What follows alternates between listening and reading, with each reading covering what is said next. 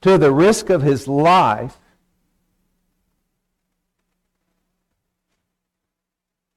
fulfill that was lacked. Ephesians 2, verses 29 and 30.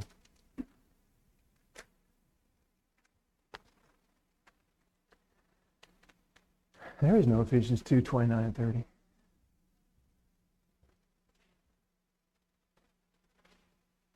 We read in Philippians, right? That's Philippians 2. Okay, Philippians. Yeah, well, that would make more sense. So Philippians 2, he was ill, and they had heard about it and felt bad for him, but Paul goes ahead to point out that the man was sick to the point of death because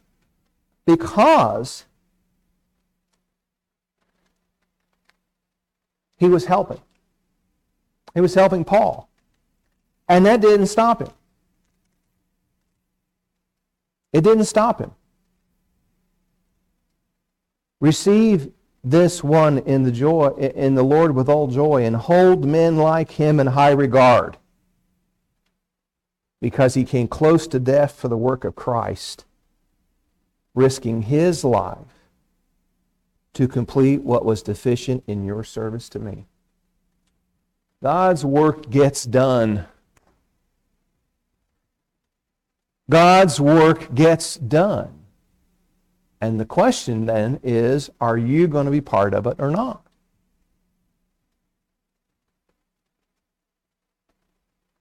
Commend such men. Next slide, please. Beep.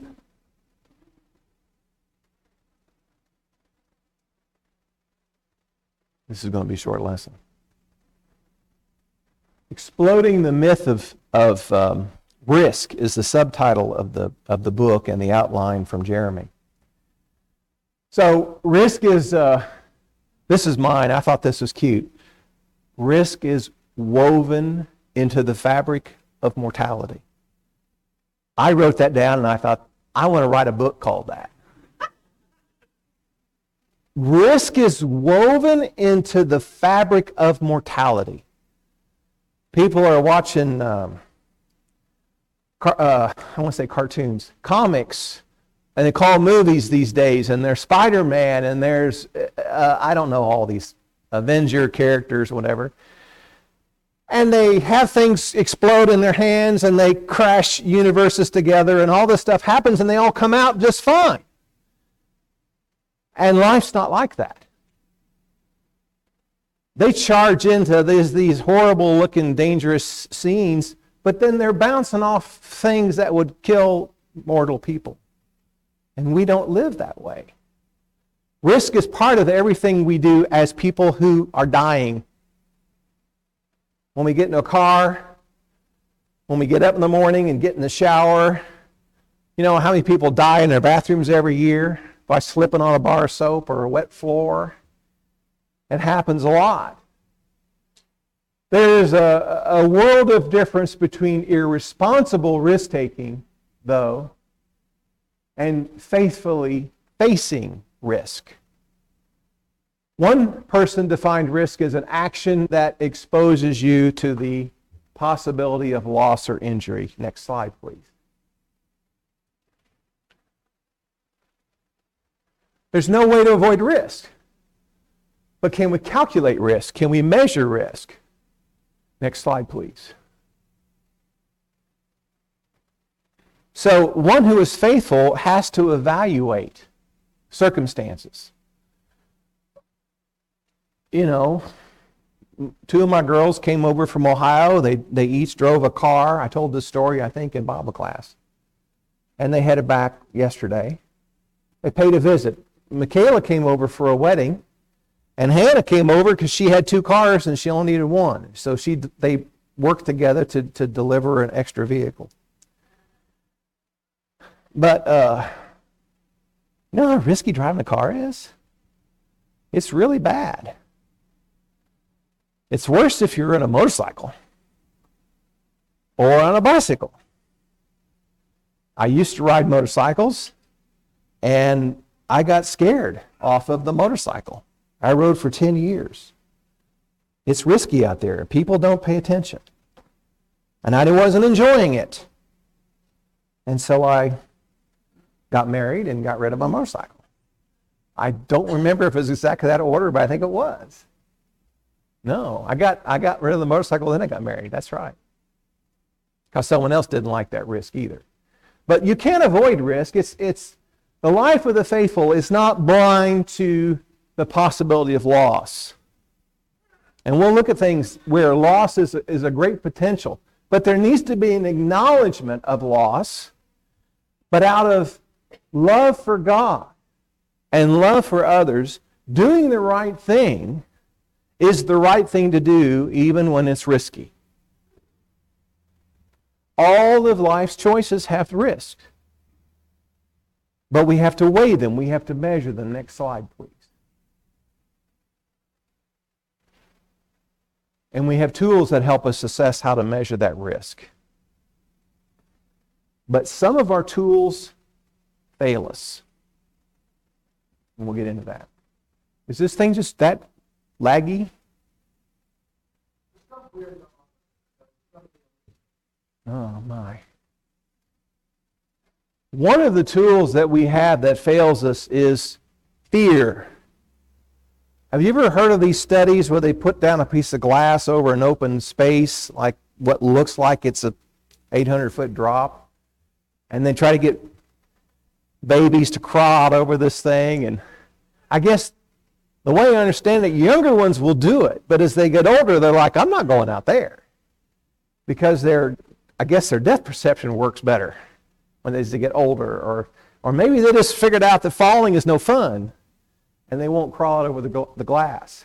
But fear is one of those self-preservation tools that's not necessarily the best way to measure and assess risk, because too many emotions can play on our fears.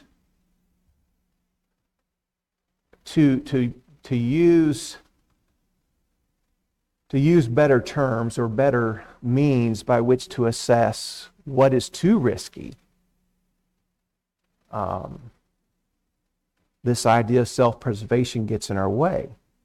And there's reasons why we should ignore sometimes self-preservation. Better to have loved and lost than to never have loved at all is attributed to Alfred Tennyson. But 1 Corinthians chapter 7, talking about the perilous times that the early church experienced, there was an admonition from Paul that, maybe it's just better not to marry because there's going to be difficulties for you. And if you have to provide for the safety and well-being of a spouse, that's just going to put more burden on you. It's going to make more work. And it may put you in situations that are very challenging of choosing between not your personal safety, but the safety of somebody else and what you may be called upon to do as a Christian. Verse 28 says, "But if you do marry, you have not sinned, and if a betrothed woman marries, she has not sinned, yet those who marry will have worldly troubles, and I would spare you that." It's a trade-off. Marriage has many benefits, and it has many risks. But the greatest risk of love is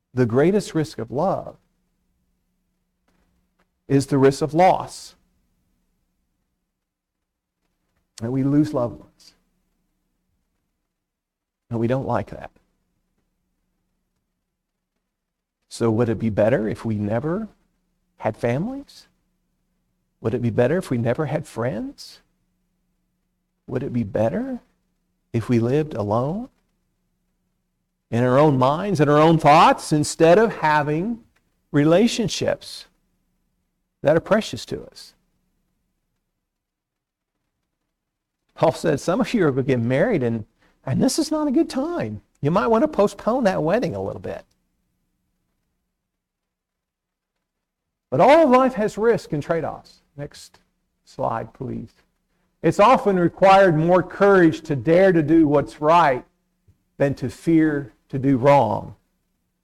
This is attributed to Abraham Lincoln, who I think probably of all presidents, more has been studied of his life and the internal struggles he went through as President of the United States during a civil war that split the Federation of States into two confederacies, or a federation and a confederacy.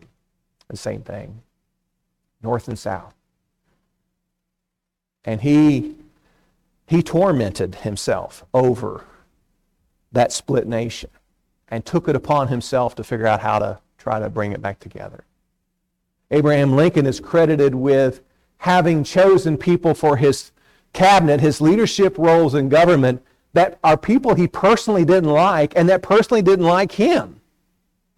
But he did so and created these adversarial relationships for the good of the country. It made his job as president very difficult when he went to get something done. A lot easier to surround yourself with a bunch of yes men. Oh, that's a great idea, Mr. President. He didn't do that. John 16, verse 33 says, I've told you these things so that in me you may have peace. In this world you'll have trouble, but take heart, I have overcome the world, Jesus told his disciples.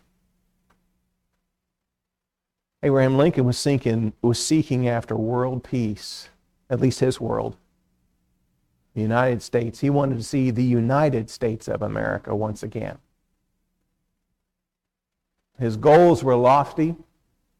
Sometimes his methods were not that lofty, depending on your view of history. But he had to take a lot of risk. And he had to not let the fear of doing the wrong thing stop him from doing what he thought was the right thing. Next slide. T.S. Eliot said, only those who will risk going too far can possibly find out how far one can go. You think about Paul in his early years, or what we understand of his early years. He was a bit of a nerd, wasn't he? He studied at the feet of Jewish scholars. He was a bookworm, is what he was. He was an academic. He was a lawyer. And he wanted to be a lawyer in a nice, quiet time when he could have continued to make these academic arguments, and he would have been well respected in his community. He would have had probably a good life by the standard of most of his peers. Highly respected for his intellect and his ability to parse the Old Testament. I don't know what the retirement plan looks like for Pharisees, but Paul was on the track for the good life. I think he got caught off guard. He got caught off guard. And he had to live in a time where there was a lot of turmoil and things were upset. Let's look at 2 Corinthians. Can I get a flavor for what this may have felt like? 2 Corinthians 4, beginning in verse 7.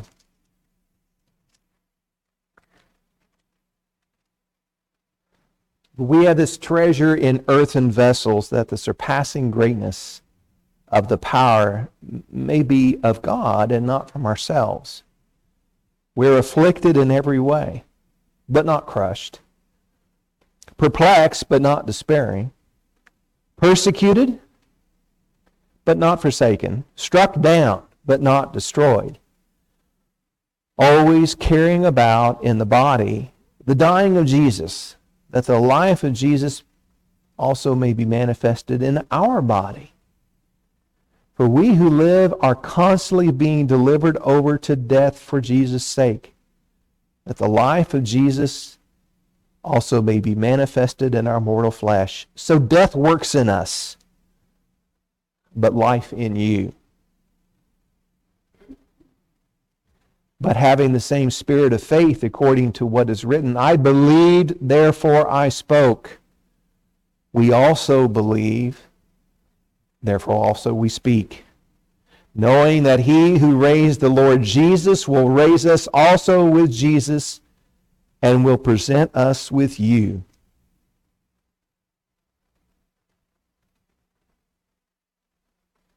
Does that sound like a man who was looking forward to a nice, quiet academic life and then was disappointed? Do you get a tone of regret in Paul's written voice as he pens this? Why was Paul not bitter that he didn't have tenure and standing and notoriety and all the things that came with where he was going in his life? Why doesn't he sound bitter about any of those things?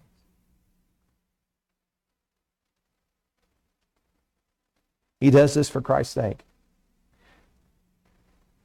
Fear, apprehension, and comfort. The pursuit of comfort is faith-killing. The pursuit of comfort destroys our opportunity to assess risk. Permanency with God throughout eternity, life's unpleasantness.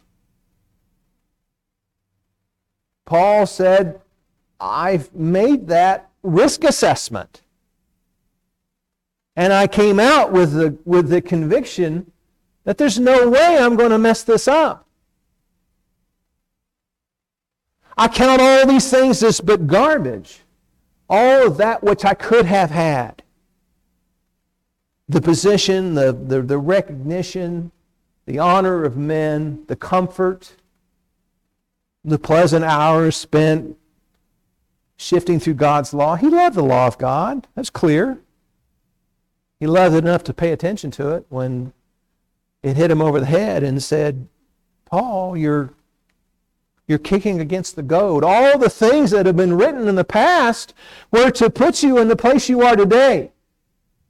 Well, I have called upon you to look at Jesus Christ as your Lord and your Savior and see Him as the one that's been promised since before time. And Paul did push back against that initially for a life of difficulty. And we could go on about all the things that Paul endured as a minister to the gospel of Christ. And not one of us has faced near the perils that Paul has. Not a one of us, I don't think. Next slide, please. Steve Jobs, maybe you don't like Steve Jobs, maybe you do. But he said, don't be trapped by dogma, which is living with the results of other people's thinking. Don't let the noise of other opinions drown out your own inner voice. We are responsible for our own determination of what risks are acceptable to us. I can't put you in peril if you're not ready to accept that peril. Not with a good conscience, I can at least.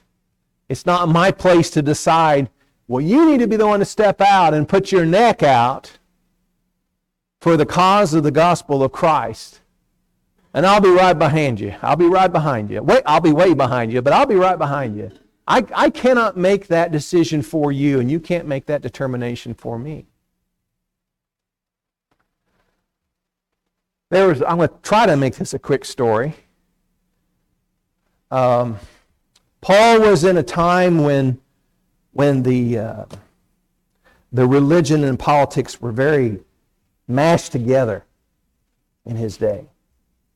So that his religious convictions had political consequences. He was in trouble with the law of the land, repeatedly because of his religious convictions. He faced trial and jail and hardship from the officials beyond that which he faced from his own tribesmen, the Hebrew nation. And there's some parallel to the rise of fascism in Europe in World War II. Fascist movements are a very central authority figure kind of leadership that's all about getting things done. There are books and books. I took a course in college on the difficulties in Europe between World War I and World War II. World War I set up a period of time in which the victorious powers said to those who lost, the aggressors, we're going to take away your ability to cause war. You will not have a standing army. You will not build planes, ships, cannons, guns. You will have no standing army. And you're going to pay for the war. And you're going to pay millions and millions and millions and millions of dollars back to those that you attacked. And many historians have looked at this period of time and they called those payments reparations. They've looked at those reparations and they've looked at all of the restrictions on the economies of the losers in World War I and have said it's no wonder that fascism didn't rise up because they couldn't keep the trains running. Unemployment was shooting through the roof. There were all kinds of domestic problems because of these reparation payments and because of the fact the winners sort of kept their boot down on the neck of the nations that lost in World War I. And a fascist comes up and says, we need to stand up for our people. We need to rise above these oppressors, and at any cost, we're going to be a powerful, great nation again. And if you're hungry and you're unemployed, you say, yeah, that sounds great. This fascism movement infiltrated every system within government, within society. It got into the labor unions. It got into the churches in Europe. Along with this fascism, a lot of dictators find that if you have a common enemy, it's easier to get people motivated. And the common enemy that was chosen for this task was once again the Jewish nation in Europe. They'd been persecuted for centuries already by that point. But the level of tension and the level of destruction of people of Jewish heritage rose significantly in the 1920s and 1930s. And some of those in the fascist movement actually said, we can use the churches as a propaganda tool by changing the way they preach about the Jewish nation and get them to blaming the Jews for the problems that we have today. And some of those church leaders, many of those church leaders, reluctantly, silently, passively went along with that. This wasn't good theology. This isn't good Bible teaching. But they were afraid. They assessed the risk of bucking against the fascist movement and the growing power within the political arm of the governments that were fascist governments, Italy and Germany predominantly. There's a mention of Dietrich Bonhoeffer. He was a good German who saw the bad theology. It got so bad he was kind of trying to start a counteroffensive. And they called themselves the Confessing Church. And the counteroffensive was really quite clever, I thought. They just went back to the Bible. And they said, we can't find any Bible evidence for these things that you've got the churches in Germany and Italy teaching. These things seem to be contrary to the message of Christ and love.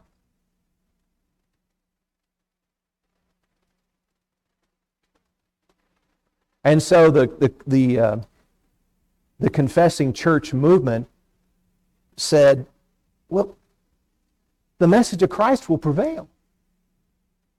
The truth will prevail.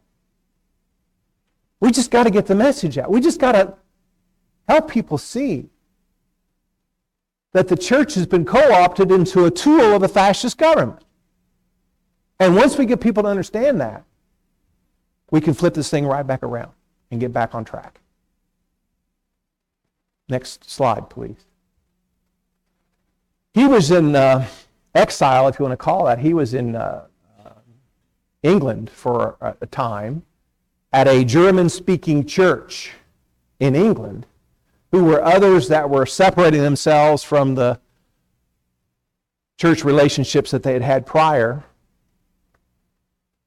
looking for safety, looking for reducing the risk of being one who went to the Bible and said, the Bible contradicts your doctrines that you're teaching.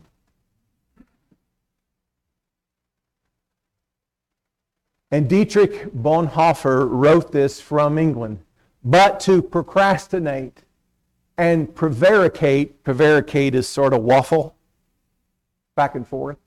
To procrastinate and prevaricate simply because you're afraid of erring, when others, I mean our brethren in Germany, must make infinitely more difficult decisions every day, seems to me almost to run counter to love. To delay or fail to make decisions may be more sinful than to make wrong decisions out of faith and love. They were fearful that the confessing church movement was putting brethren at risk. And they were right. There was danger to that. But to sit back and to delay and to just watch this fascist movement creep over and take over those who knew better, and all those ministers and pastors that went along with it.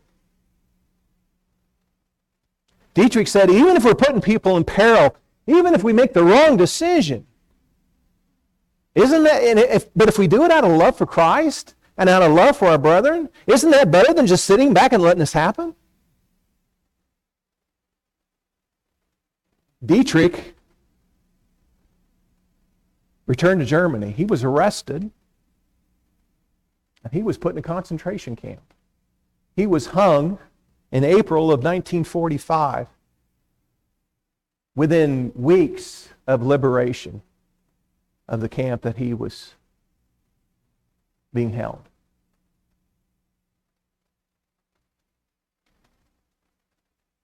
Did he make the right risk assessment? I know we don't know his whole life, and that was a brief telling. But do you think he made the right choice? He stood for what he believed to be true. He said, this is going to put people in harm's way. But I can't help it. It's just the right thing to do. Next slide. I may have it in there twice for some reason. Not sure. Let's try one more.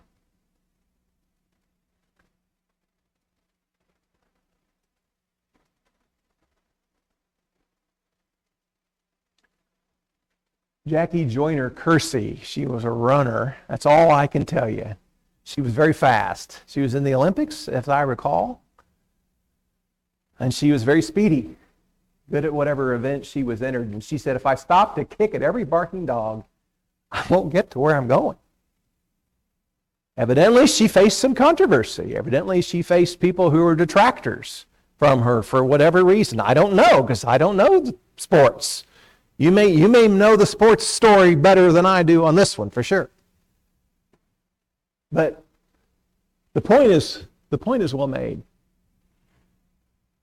What are we willing to risk? And are we trying to staunch the flow of criticism, or are we so worried about what other people think? Or we get so upset and we've got to stop this because they didn't like it when I said that. Does that sound familiar to anything you remember? Jesus' disciples said, those Pharisees, they're really mad at you. You know what you said really offended them? Jesus says, yeah, I do. Earthly freedoms, comfortable living, relationships, maybe even our lives. We have biblical examples. Putting your own life at peril. Most won't understand. That's evident by the way the world lives. It may be a challenge for us too. But it's clearly evident by the way the world lives. Most don't understand risk assessment very well. By faith we know that to exchange temporary ease for eternal freedom, that is a calculated risk.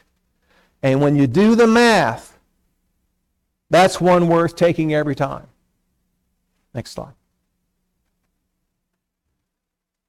Let's look at Colossians 1, verses 3 through, we'll read a little more, through 6 maybe, 7. Colossians chapter 1.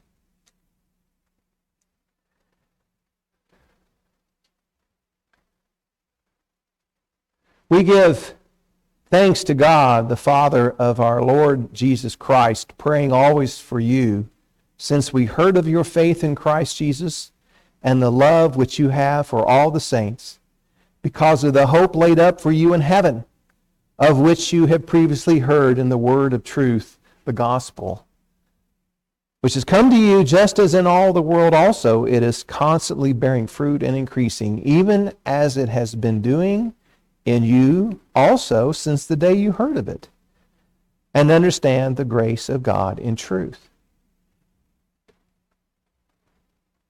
Risk is possible because we don't know how he's going to turn out. If we knew how something was going to turn out, then there would be no risk.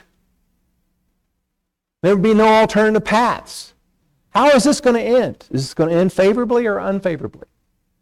Risk says, I don't know. It's a toss of the dice sometimes. It is the will of God. This is the author's words. Risk is right. It is the will of God that we be uncertain about how life on this earth will turn out for us. Now, just think a minute. Do you agree with that statement?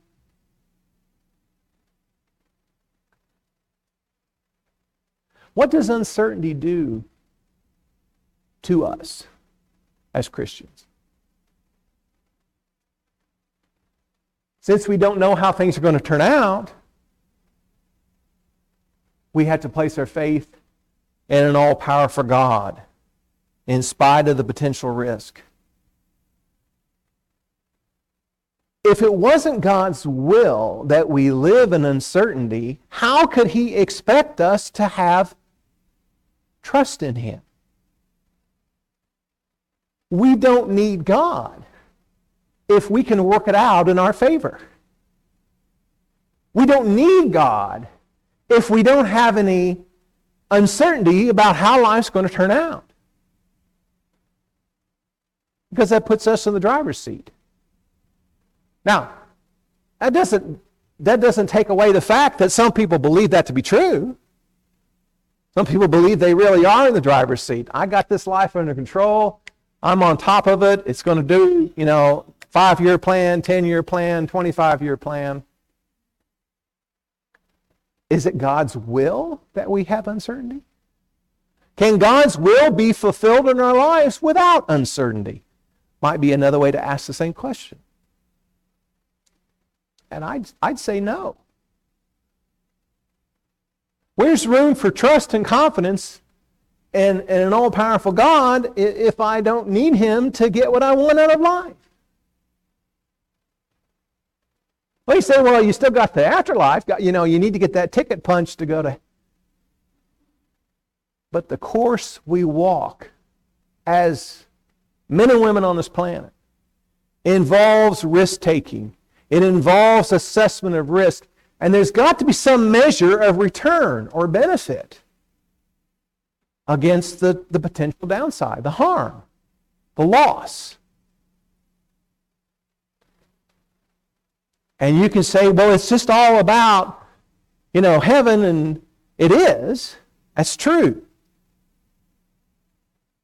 But in taking calculated risk today, we're not just taking care of ourselves, we're taking care of others. The calculated risk we take today put us in a place to come alongside others who are also facing risk and challenges and are falling short in their health, in their spiritual well-being. There's all kinds of opportunities that don't exist if there's not some risk involved. And so I think God's will, I think God's purpose is fulfilled in risk. God provided the ultimate motivation for facing loss and injury when that risk is taken in order to benefit someone else. That's what God did for us. I mean, is there any greater risk than life itself on this realm and this planet?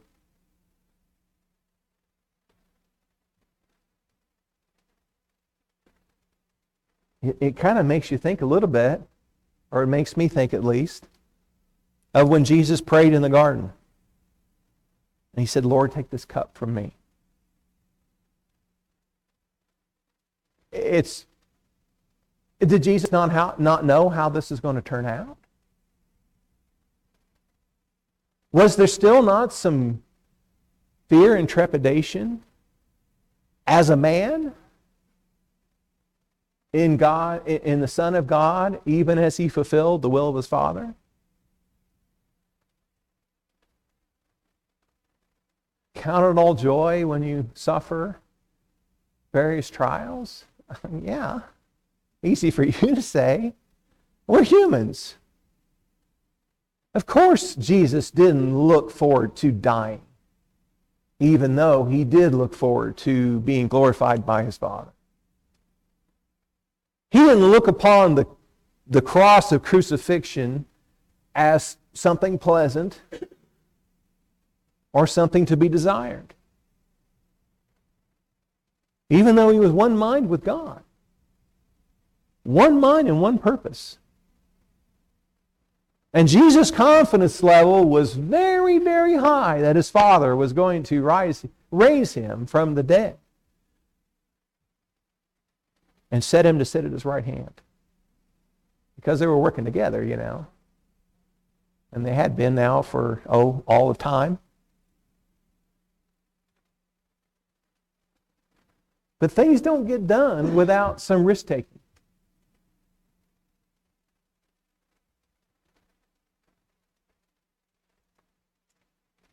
They just don't happen.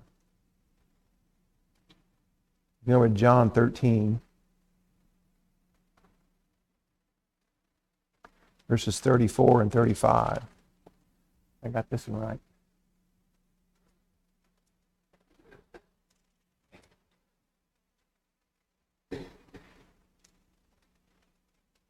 A new commandment I give you, that you love one another, even as I have loved you, and that you also love one another. By this all men will know that you are my disciples, if you have love for one another. Does this sound familiar? Didn't we just read this in class? Yeah, we did. We just read this in class a minute ago. The new of this command, the new part, is the example of Jesus in his love for others. And his sacrifice was complete. He gave all, we like to say. By this, all men will know that you are my disciples if you have love for one another.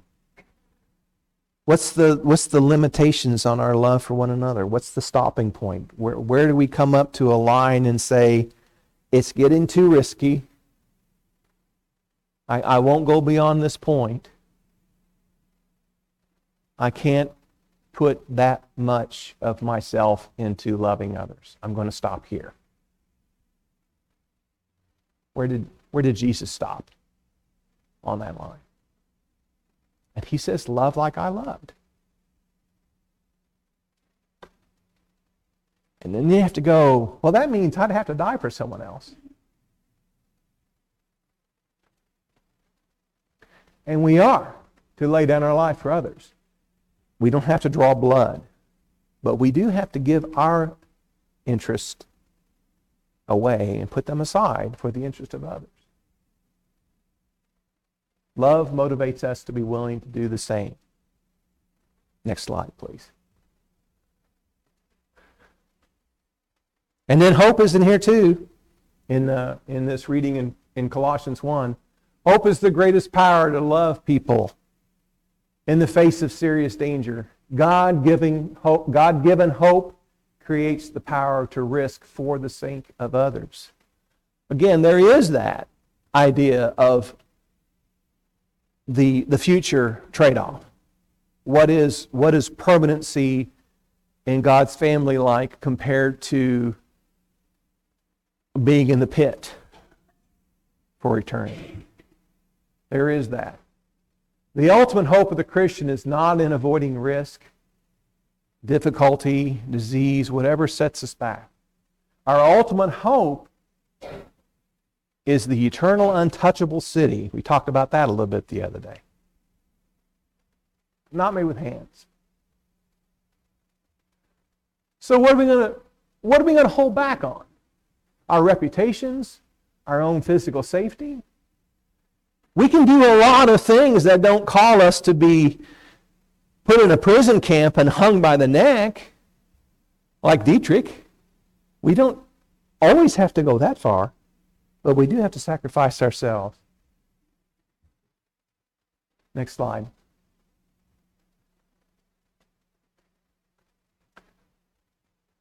So, our opportunities are in assessing risk. In the face of a host of adversaries. Is it because of a host of adversaries? I would say that's probably true. Our opportunities are because there are adversaries that want to raise the bar, increase the chance of loss or injury. Could it be possible we've discounted the power of conflict to spur our outreach efforts because of controversy? Because of the risk involved, because all of the need then to step out in faith and God will use us to His glory even if we suffer consequences. Is this a calculated risk worth taking? Next slide. I told this story to the kids the other day and I debated whether or not to put it in the lesson, but I decided I would do it. I actually was down in our lower level and Allison had been watching TV and I don't have enough attention span to watch TV usually. I'll sit in the room and I'd half dozed off and she'd left the TV running. And this documentary, I guess you'd say, came on about the SS Atlantic. And I sort of woke up and what is this? And I started watching it. So this was a ship that only sailed for 2 years with the White Star Line.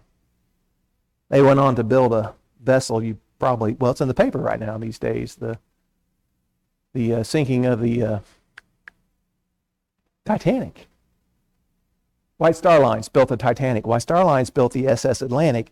And in the early days of steamships, they didn't quite have 100% confidence yet, and they still put masts on boats, and they had sails, so it's like, well, we'll get there eventually if the engines break down or whatever, which they did. But the SS Atlantic had actually upgraded engines, and it was considered pretty sleek and modern. This is like a 435-foot long vessel, but it has full sailing mast. And in those days, the captains of the vessels who sailed for these passenger line companies got their reputation by delivering their passengers ahead of schedule. You were to cross the Atlantic and get to New York a couple of days early, you were like the elite. So they had a tendency when they had new engines to ride those engines pretty hard. More coal on the fire, hotter temperatures, let's get this thing going. And then you had the guys below decks who are shoveling the coal, and they're like, man, I wish the captain would slow down a little bit because I can hear these engines and they're going pounding pretty hard, you know. And the documentary claimed that engineers got into the habit of lying to their captains about how much coal they had on board. And they got to telling captains, at least they did in this case, sir, we are going through the coal too fast. You've got to slow down the ship, or we won't have enough to steam all the way to New York. And they lied about how much coal they had. And so the captain backed off the engines. They got in some rougher weather, and they got behind, and they got behind, and they got behind. And the captain was, let's go, let's go. So he jumps the engines back up. He gets to a point on the voyage where you've got one last port that you can stop and pick up some coal. And it's off of Nova Scotia, which that's far eastern Americas. So you're beginning your final swing toward the Atlantic seaboard, the coastline. But you could stop in Nova Scotia, and the captain says to the engineer, well, do we have enough coal to make it all the way to New York or not?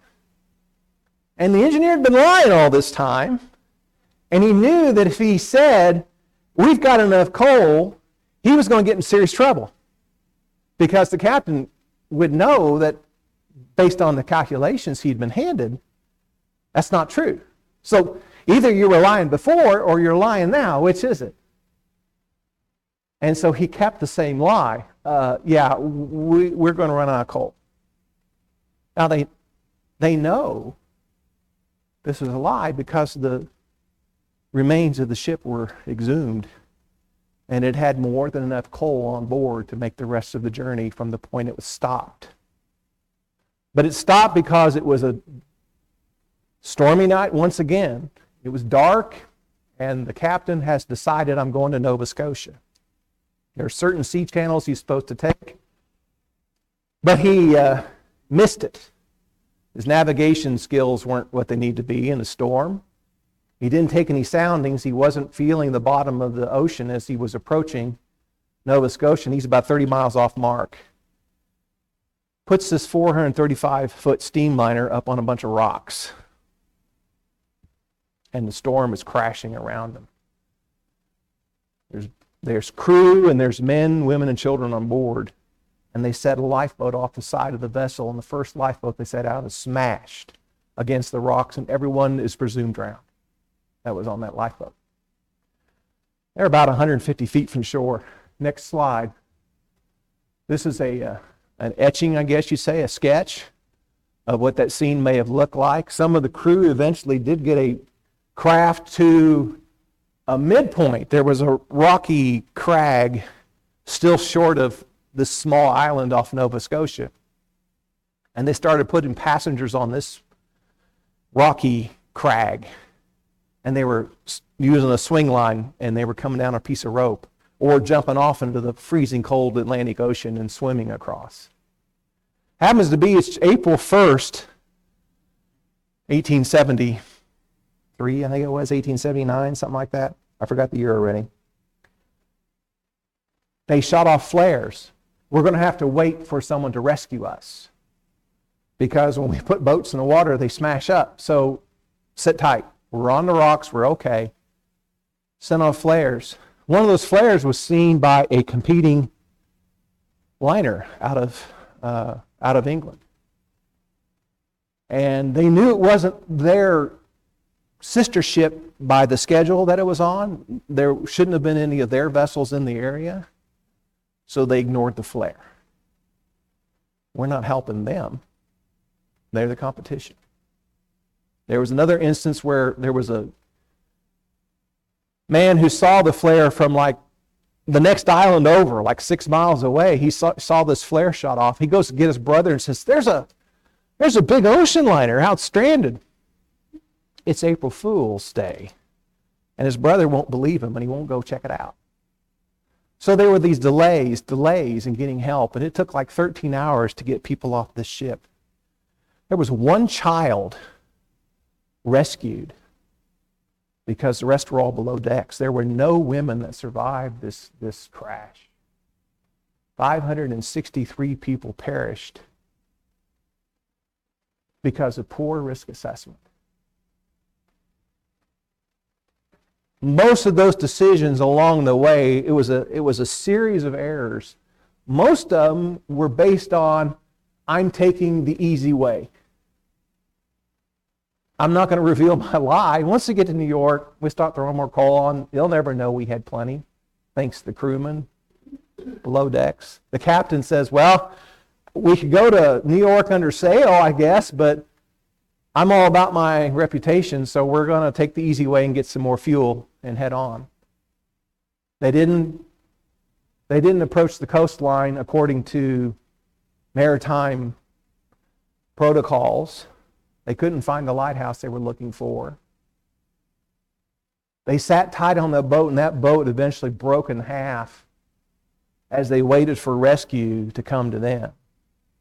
And you can see the island just, 150 feet away.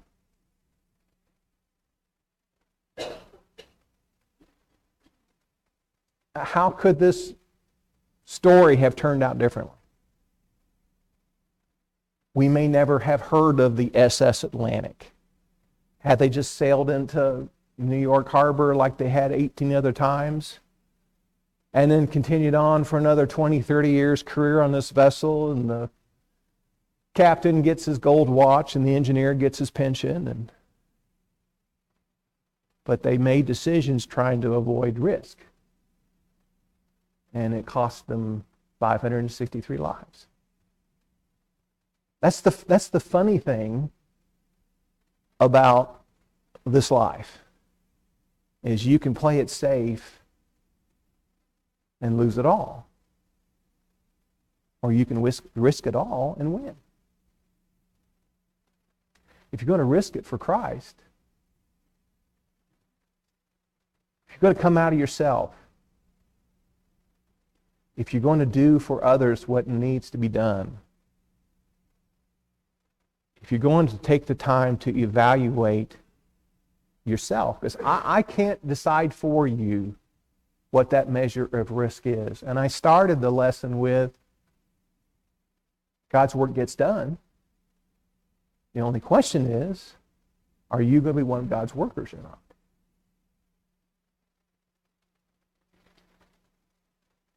Jeff and I are not sea captains by any stretch of the imagination, but we are, in a sense, captains of this church family. We've got some leadership role. And we can play it safe, or we can take some risks. You can play it safe, or you can take some risks. But they are, in the right context, risks worth taking. Please evaluate how much you value your relationship with God's people, your relationship with God, and how much risk aversion is holding you back from maximizing those relationships, from being the kind of Christian that others say, even though that guy was sick and near the point of death, we're just impressed that he still was a help to ministers of the gospel. What can someone do that's dying and almost to the point of death? What can a person do? I don't know what he did. I don't think it's recorded. but it was notable and it was appreciated. And it was a risk worth taking. If you have any need to obey the gospel this morning, that is a no-brainer, people say. The reward versus the risk is a no-brainer. But living a Christian life and all the perils that lie in front of us is equally a no-brainer. We can make that assessment. We can weigh in our hearts, what's it worth to us to be counted as one of God's faithful? If you have any need this morning, please come forward as we stand and sing.